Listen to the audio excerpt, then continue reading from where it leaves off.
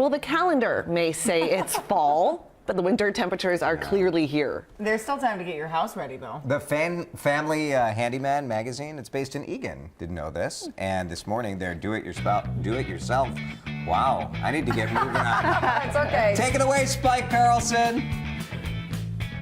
It's cold outside, but there are so many things that people can be doing inside their homes to really gear up for winter. Yeah, and really the best bang for the buck is caulk. Really? Yeah. It's it'll keep the heat in, it'll keep the cold out. It prevents moisture, keep critters out. If you have really large gaps, you can use caulking backer, and this just kind of stuffs in the cracks, and then the caulk goes against that. And if you're going to buy caulk, buy the good stuff, buy a silicone or some kind of silicone blend. It'll last a long time, you won't have to repeat it. There was one study that showed if you add up all the gaps and cracks people have in the home, it's the equivalent of keeping a 2-foot by 2-foot window open. Staggering. Yeah. Spike, I always forget to change the furnace filter. It's a big deal, though. Yeah, you're wasting energy, you're wasting money. So every month you should replace your filter. These cost about $1.50 a piece, and a great tip is buy them by the box full. Write the name of the month on the end of each one, and every time you pay your utility bill, change that furnace filter. Obviously, everyone's turned on the heat already, but so many people aren't really using their thermostat correctly. Yeah, you want to turn the heat on, but there's also times you want to turn the heat down, and that's where the smart thermostats come into play.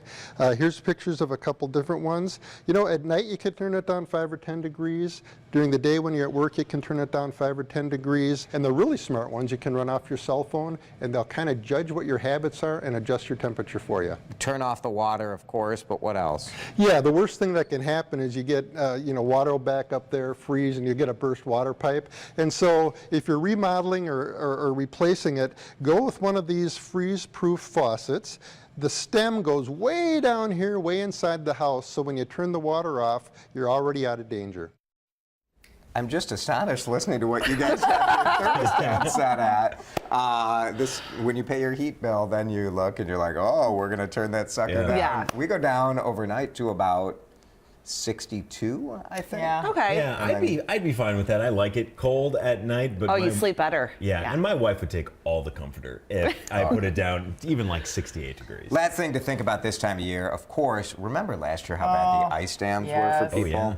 There are some little things you can do. We didn't want to get into it in the story because if you have it, you know, and you know it stinks. So definitely, it's kind of too late to go up there and put the electric cable if you haven't done it yet, because there's snow on there. But if, Matt, you're going to melt a little snow, and then maybe you can go up there and take care of that. Like a week from now, we'll melt some of it? That's good. I'm just glad to hear that we're going to melt something. Something. Before 2015. Correct. We